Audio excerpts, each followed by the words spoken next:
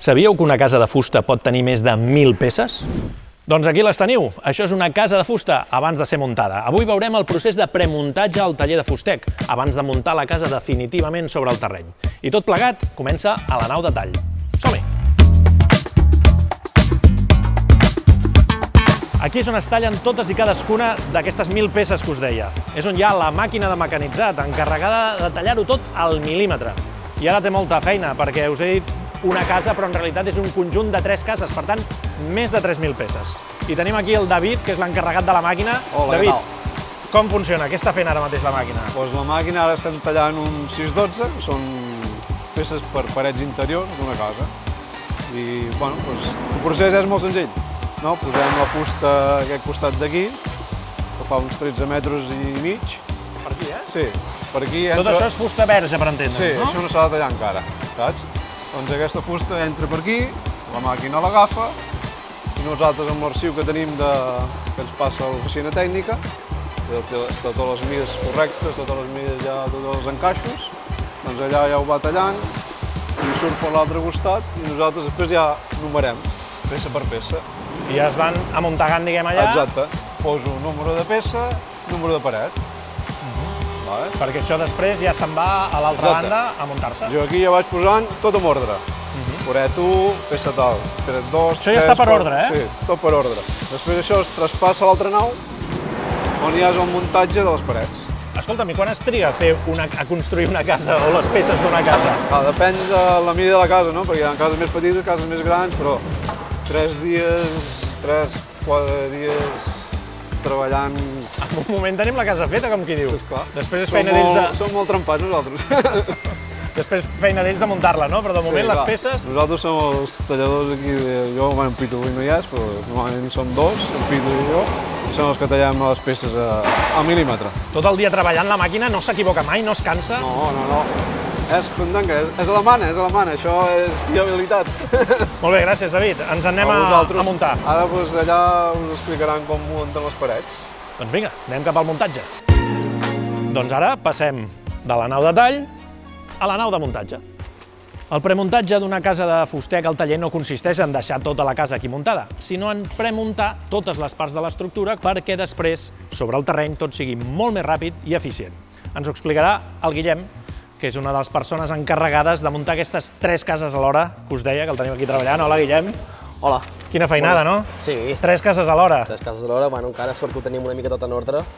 Ens ho porten així classificat en parets i ho tenim bastant ben ordenat encara. 3.000 peces, no? És totes aquestes peces que veiem aquí, no? Sí. Tot això és aquestes peces que ara esteu, tot això són parets, parts de l'estructura, no? Són parets que venen classificades, ens venen ja, quan en David les treu de la màquina, les va posant en ordre, aquí no s'escapa ni una. I ara aquesta que estàs fent és una paret, Ja també. estic fent, per exemple, la B20. La B20. Justament me'n falta una. Vinga, Que l'anem a buscar com aquí. la trobes? Perquè clar, aquí hi ha moltes peces. Sí, la tinc aquí localitzada. I com ho saps, que aquí hi ha la B20? Ja tens un plano, t'ho deixen ja més o menys endreçat? Tinc un plano. I aquesta és la B20, la 1287. Correcte, doncs ja està. Què és això ara mateix? Que no Això és el cap. El cap? La part de dalt de la paret. La part de dalt de Ja estem acabant-la. Només queda posar-la i ja està. Doncs vinga, va, som-hi. Bueno, jo no m'hi posaré perquè no en tinc ni idea, però això millor que ho facis tu, en qualsevol cas. Bueno, mira. I això, val. Sí. Això és la part de dalt de la paret, eh? Correcte. I això ja, el que dèiem, encaixa perfectament, no? Això encaixa perfecte. Ara només falta collar-ho. Collar-ho. Mirar sempre que quedi bé. Però després quan ho colles és quan acaba de fer l'encaix perfecte, no? Exacte.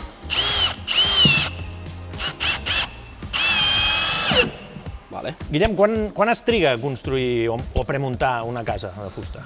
Una casa de fusta, depenent de la casa, solen tardar unes 2 setmanes i mitja. Més o menys. I 2, 3 dies o 4 a tallar-les Sí. i 2, 3 setmanes a Sí, muntar-les. 2 setmanetes, una setmana i mitja, 2 i mitja. Les muntem una sobre l'altra, seguint un plano de càrrega, per així optimitzar l'espai al camió. I com és? Aquest plano us indica com... el tens per aquí. Sí, aquí tenim el que és el plano del camió i comencem muntant les parets que ens marca el plano. Això ens ho marca l'oficina per tal de, a l'hora de muntar i a l'hora de carregar sigui tot més fàcil. Quan anem a muntar-ho, que se sap tot l'ordre de la casa, normalment tot consecutiu.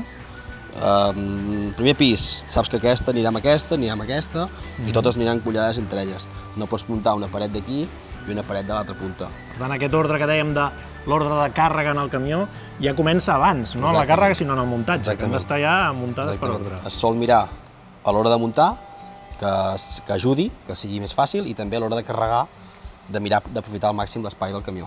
Es miren aquestes dues coses. És a dir, que tu comences a muntar les peces en funció de l'ordre en què seran muntades en el terreny, correcte, que això aplica el camió i després el muntatge. Exacte. És una cadena, no? Una mica, Sí, a la inversa. sí. Molt bé, molt bé. Sí, sí. Bueno, deixem, ja que estem, acabar de collar aquests últims cargols i així tindrem la B20 ja preparada.